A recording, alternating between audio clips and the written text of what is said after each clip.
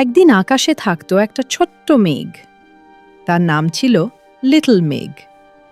সব বড় মেঘ বৃষ্টি দিত, কিন্তু লিটল মেঘ খুব লাজুক ছিল। সে ভাবত, আমি তো ছোট, আমি কি পারবো? নিচে একটা ছোট গ্রাম ছিল। সেখানে একটা গাছ শুকিয়ে যাচ্ছিল। একটি ছোট পাখি গাছের ওপর বসে কাঁদতে কাঁদতে বলল, আহা, যদি একটু বৃষ্টি হতো। লিটল মেঘ সব শুনল। তার মনটা নরম হয়ে গেল।